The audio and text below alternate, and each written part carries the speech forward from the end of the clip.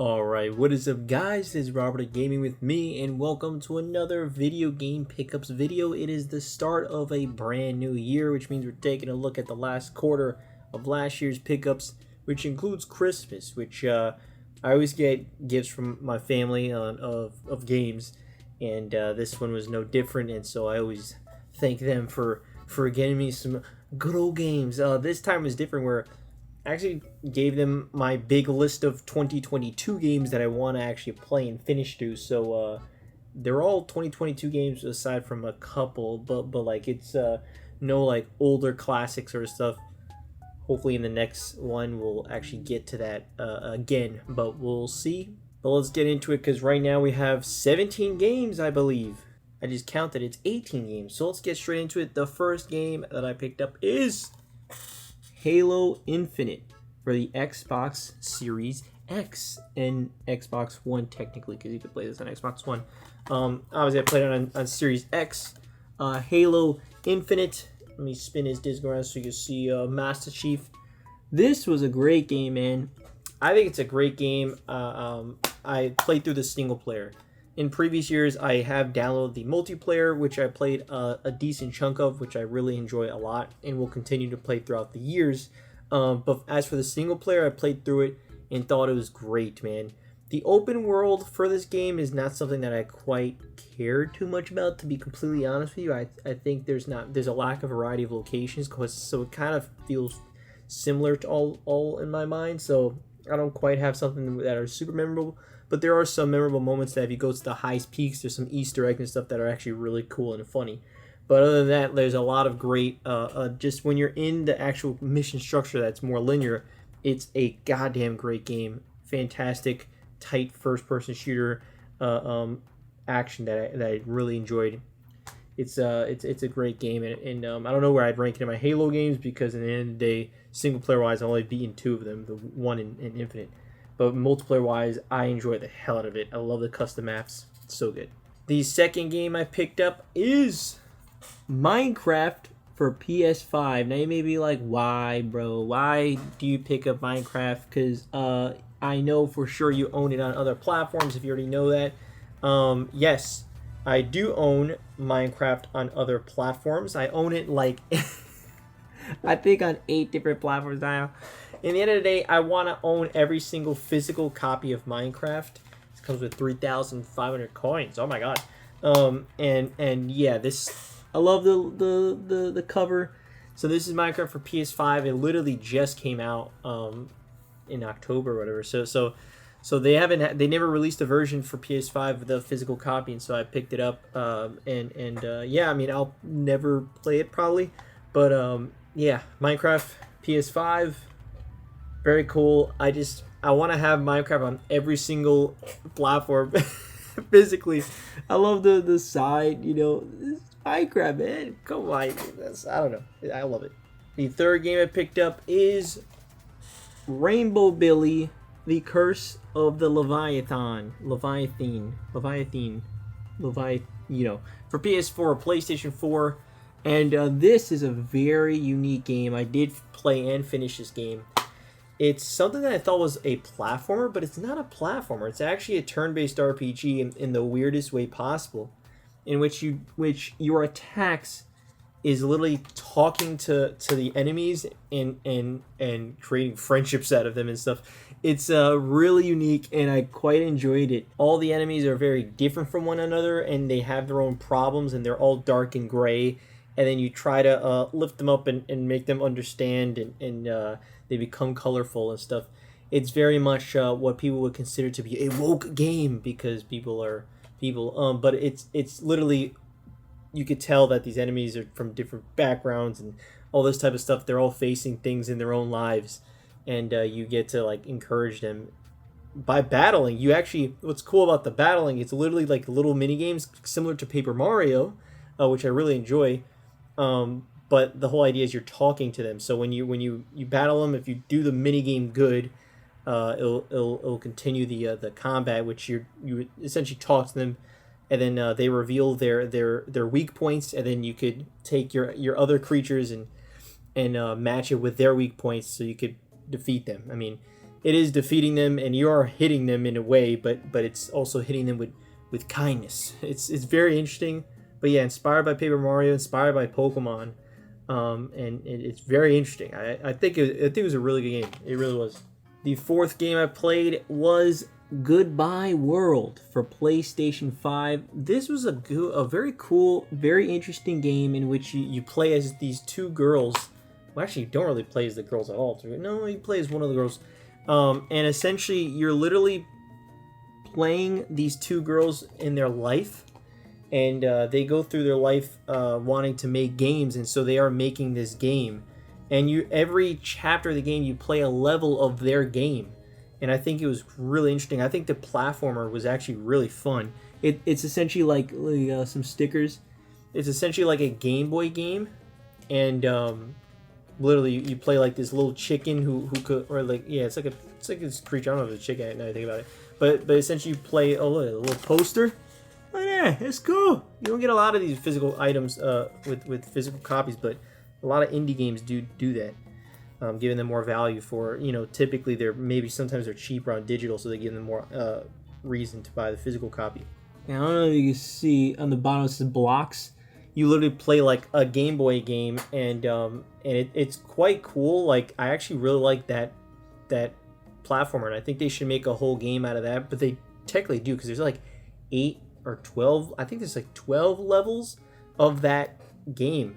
And it gets quite hard. Like, it gets quite tough, but you don't have to actually finish the level in order to progress the story, because it is very much essentially a visual novel mixed with a platformer, and the fact that you're reading and just watching these cutscenes, and then after that they're mixed in with the levels. But once you finish the game, you could just play the platformer by itself, which is really cool. The ending a little bit disappoints me. I don't think they didn't quite go through like this creative decision I think they had to go through. But yeah, I mean, it was cool. I think the ending could have been better, but Goodbye World, I quite enjoyed it. Very unique game with a really fun platformer. The fifth game I picked up was Evil West for PlayStation 5. This is a really, it's genuinely a great action game. Like, it's a great action game that I think definitely people should check out. Essentially, you play as this guy who has like as a part of it, like his family's association of killing vampires, and literally it's about like just taking out enemies, and it's like this huge action game that you're going through like missions, taking out vampires and different types of monster like creatures, and the action is really fun, man. It's really tight.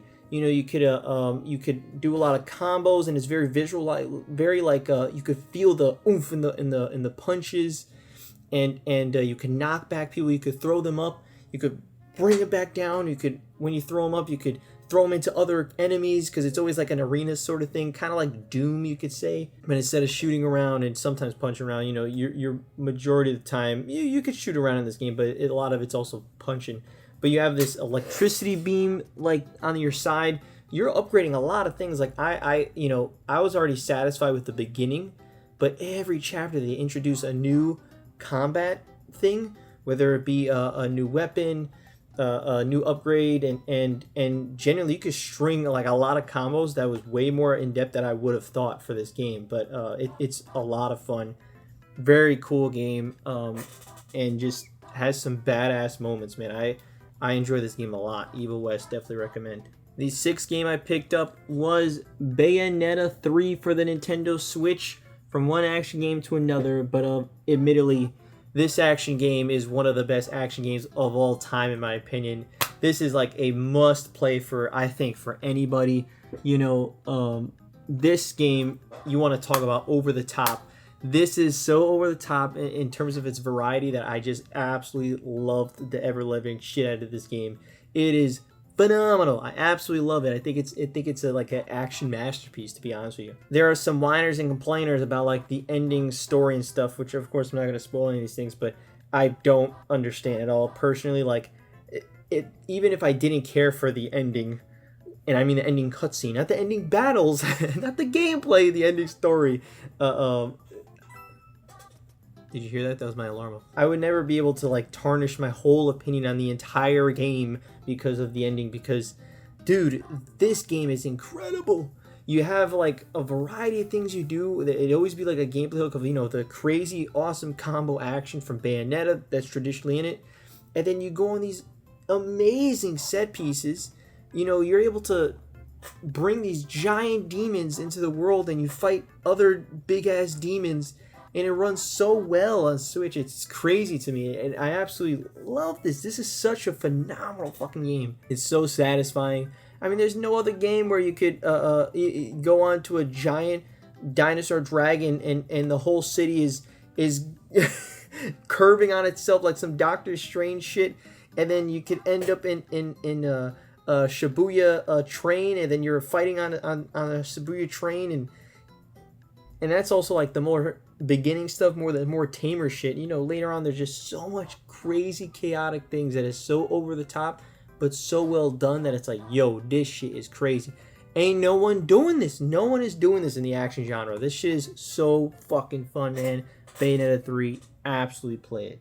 Absolutely play it. Not only, I mean, I'm not gonna start rambling about Bayonetta for a long time, but like, you also have like a variety of weapons every time you unlock like a new Bayonetta, because it's like a multiverse Bayonetta. You get a whole new weapon, and the weapon completely controls and plays completely different from the other weapon you just had. Like, it's like, holy shit, completely different. I mean, like, different giant demon you summon, different way you attack, different way you maneuver and traverse within the world itself. One you'll be swinging like Spider-Man, the other you'll be flying like a fairy or angel. It's like, yo, that shit is crazy.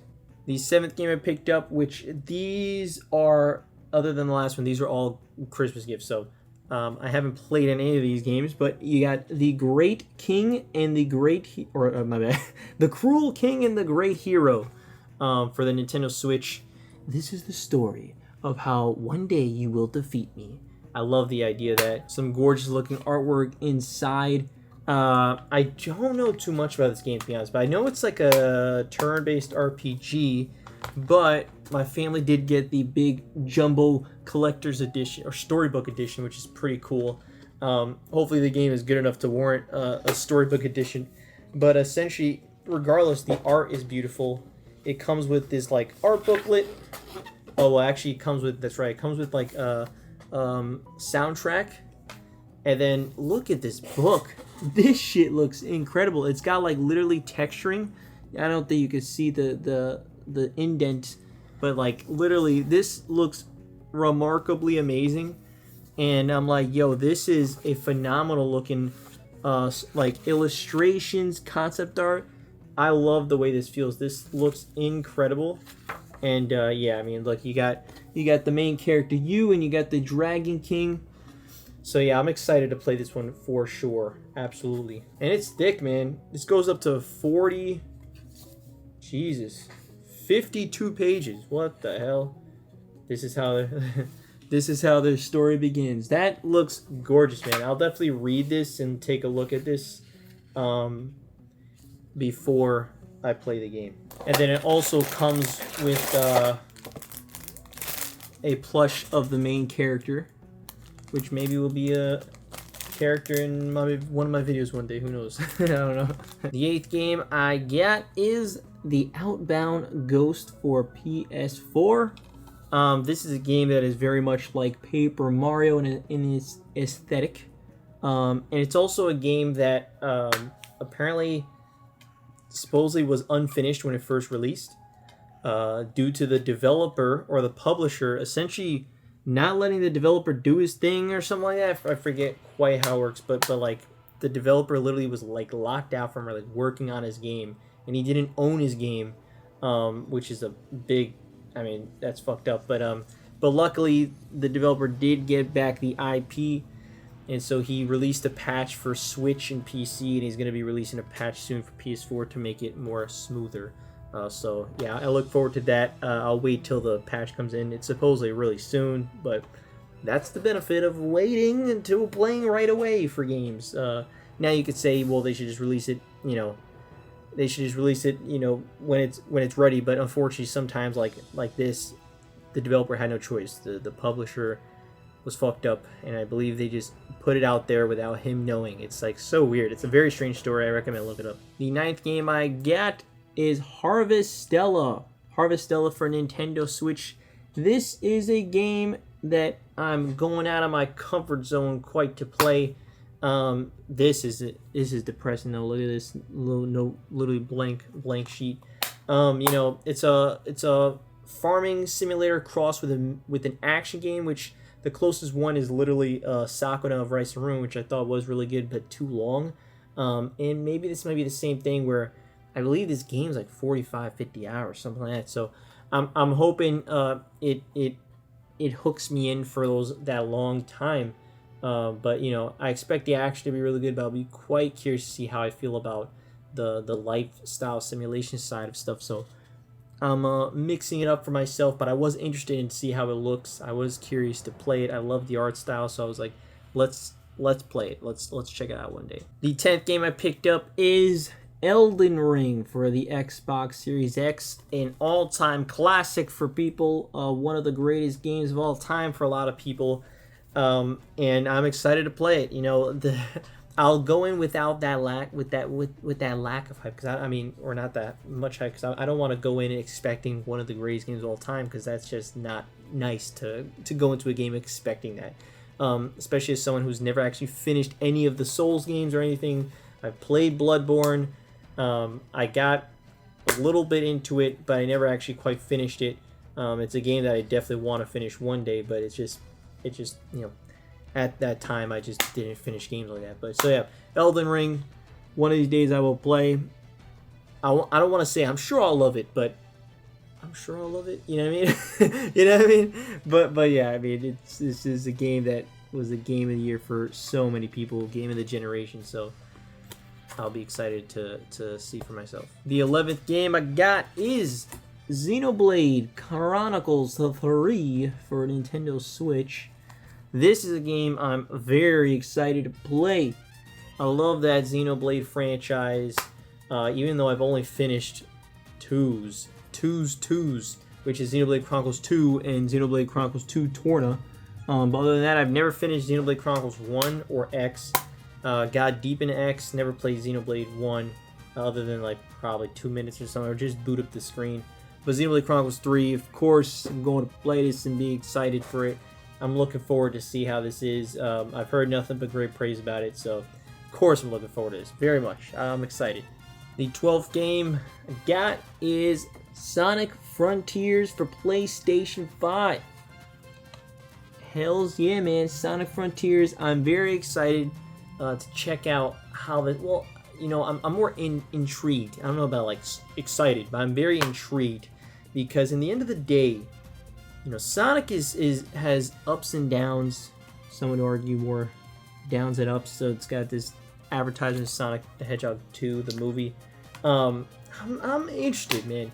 You know, it's more of an open world Sonic or open zone Sonic. It's not really open world, but it has this big world. But then it goes into the traditional Sonic Generations-esque sort of running boost mode, as they would say. I'm curious. I'm very curious about this game. This is going to be one that's I'm like, I wonder how this is going to play, how this is going to work. Sonic fans praised the hell out of it, and they took their 70 something Metacritic as a huge win. And I don't want to downplay I don't want to downplay that, because at the end of the day, like, it is just funny when Sonic fans are like, yes, we've got that, you know, like they praised. I mean, if you heard from a Sonic fan, they praised this shit like it was a game of the generation, like Elden Ring sort of status. And maybe to me it will be, you know, and maybe to them it is, and I'm not going to downplay that. But when you look at it from an outsider looking in, it is very funny. So, but I'm very curious. Look, I will also support this Blue Blur because I like platformers, and I'm always curious to see what the hell this guy does next. It's always curious to me. So Sonic Frontiers, I'll check it out. The 13th game on this list is Signalis for Nintendo Switch. This is a very much like, supposedly like a space Resident Evil game. Like, I mean, OG Resident Evil. I know it's very tiny, so you can't quite see, but it's literally like, you know, over the top. I don't know if it's literally tank controls, but it might be. But it's literally I've heard nothing but great praise about this. Like it's one of the best of that year, and so I'm very curious to see and play it. I love the art style. You know, I love me some horror games, and they don't make a lot of horror games like these.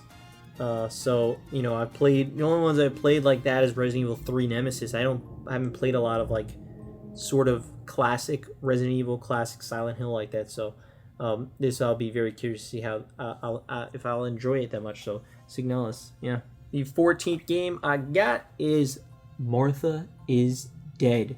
For PlayStation 5, we got another good old horror game. This one is the more modern first-person survival horror game, or they call it psychological thriller, set in 1944 Italy that blurs the lines between reality, superstition, and the tragedy of war. I've heard pretty damn good things about this game, so I am very curious to check it out. Damn, that rated M is really big. look at the rated M things, although some of it's in a different language. Intense violence, blood and gore, sexual themes, partial nudity, hells yeah, strong language. And then the other one's just literally in Spanish, it looks like. I mean, hey, you know, if you want this, I don't know what this is, but it's like some I don't care enough to really show it. It's some digital tarot card set. I don't know, I'm not sure what that means. But it comes with some stickers. I don't know why you would use these. Or is it stickers? Yeah, it's some creepy ass stickers. Where are you gonna use these? It's creepy. Oh, look at that. And it comes with the I didn't even notice this, to be honest with you. Hell yeah. Look at this. Got a poster. Creepy poster. Martha is dead. Hells yeah, I'm glad she's dead, man. Oh wait, is there more to it? Yeah, there is. What the fuck? Huh? Oh, that makes sense. Yeah, because it's a bigger post. Martha's dead. Goddamn. Oh, and then in the back it talks about supporting mental health. Yeah, because this is a game, you know, about like, you know, mental health and stuff also. So I always love when games kind of get, especially horror games, always some good horror. Honestly, there's a lot of good horror games, you know, especially stuff like Silent Hill, older Silent Hill, you know, tackle, you know, mental health and you know, shit like that, which is always very interesting. But this one, because, you know, we're in the year of 2025, or I guess this is 2022 to be fair, it's like, hey, you know, if you are experiencing mental health, you know, glad you're playing this game, but you know, maybe you should help yourself, sir. Which of course you definitely should. Yeah, this is pretty nice. This is actually really cool. We play video games not just to set a high score, but to feel. We feel the moments that have been designed by incredible developers, shared through amazing publishers, media teams, retailers, and content creators. There's a whole, yeah, this is a nice note. I like that a lot. This is very, very cool. It literally says it's okay to not be okay. You're safe in our world. I like that. Very cool, very cool. So yeah, I love me some horror games, and they always can be pretty damn intense, so I look forward to checking this one out. The 15th game, I got Triangle Strategy for Nintendo Switch.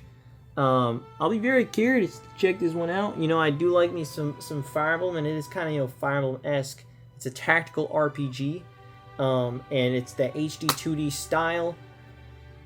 I've heard amazing things about this game, to be honest with you. There's some people that have it like as their game of the year that year. Like, people love it. I love this cover. This cover is phenomenal. Like, look at that cover. That shit looks awesome. I wish they made a game in this art style. Like this, that would be gorgeous. I mean, the HD 2D stuff is great, but like, I would definitely take a game that looks like this, moves and interacts like that. That'd be pretty interesting. But yeah, Triangle Strategy. Gonna be a long-ass game. Hopefully it's really good. But again, I heard some crazy praise about this game, so I do want to check it out. The 16th game I got, New Tales from the Borderlands Deluxe Edition for PlayStation 5. I don't know what makes it the Deluxe Edition. I'm sure it's just because it includes Tales from the Borderlands. Well, that makes it the Deluxe Edition. I didn't know that includes Tales from the Borderlands. Oh, look at that. It does. What the hell? I've opened these and looked at these, but I don't, you know, it's like these videos that I get to, that kind of really, well, it's not these videos, it's more so I wait till I actually play the game to really explore what the hell's going on in this. Look at that, yeah, they got, expires 2024. Well, 12/31, I was 8 days late or whatever. Oh, wow, that's great. And then a cool little note from the developers, talk about how they built this game during quarantine and stuff, so very interesting. largely developed in quarantine. We're especially humbled to share this game with you. Very, very cool. I love Tales from the Borderlands. Tales from the Borderlands was fantastic, and it's like my second favorite Telltale game. This game is not made by Telltale, so I'm very curious to see how I feel about this game. I know I haven't heard a lot of things about this game. You know, again, I don't look up a lot of these games like that, but it's just sometimes like something like Elden Ring gets pushed into your feed because everyone's talking about it. This is a game that was never going to be something that everyone talks about. So I'm very excited to play this because, again, I love Reese and everybody from the first Tales from the Borderlands. So this is a cast of new characters. Curious to see how it is. The 17th game I got was Proteus for PlayStation 5. This is a game that is kind of like what's called like old school Doom, which is funny because I never played the old school Doom, and I know some people, oh, could you play something that's newer but not the old fashioned? Someone's gonna say that, but yeah, this looks really good. It just looks really clean. I love me some fast-paced shooters, and this just looks awesome. Literally, it's got the art style is like kind of like they call it the boomer shooter, you know, with that in that style, but like it looks with like modern lighting techniques and stuff. It looks so fucking cool. I'm really interested in checking it out. So I'm excited to play this Proteus. I'm looking forward to it. I think it looks really good. So yeah, saw some good things about it, and I thought it looked interesting. So I'm gonna check it out. The last and 18th game I got, this one I actually did pick up, which was the Dark Pictures anthology, The Devil in Me. This is actually a game that I'm probably going to start today, if not tomorrow, depending on when I upload this video. This is, I enjoy the Dark Pictures anthology stuff. It's made by Supermassive Games, the developers of Until Dawn and all these games. And I enjoy these games, man. I enjoy going through them. Some are better than others, as with, I guess, everything. That's kind of a dumb thing to say, actually. But yeah, I'm looking forward to it. It's the final part of this first season. I like the look of this one, for sure. I'll be curious to see how it is. I'll start playing, like I said, either today or tomorrow. I'm not too sure, but yeah, this is Dark Pictures Anthology. Yeah, hell yeah. Again, I like me some horror games. We'll check it out. You know, this is more of that interactive, you know, story-heavy games where your decisions depend on who survives and stuff. And I enjoyed it. Last one was really good. I thought House of Ashes. I thought that was probably my favorite one. So I'm curious to see how The Devil in Me is. I only played the House of Ashes like a few months ago or something. So it just kind of happens to be that I spun the wheel and this popped up first, or not first, but one of the first games of 2022. So The Devil in Me. But yeah, that was the 18 games that I got. A large sum from Christmas. Thank you to my family. I appreciate it very much. But yeah, so that is the games that I picked up. This is a long video. Let me shut the hell up. That's I'm gonna play. Did you play any of these games? What games have you picked up in the last few months? Let me know. And I'll see you guys next time. What if I could rewrite wrongs? What if I could rewrite my wrongs? What if I could rewrite wrongs? What if I could rewrite my wrongs? Write my wrongs in every song. Immortalize the process instead of letting it go. I dropped out of college, now fearing that lack of knowledge. I wasn't really eyeing anything. No degree was calling me. Family was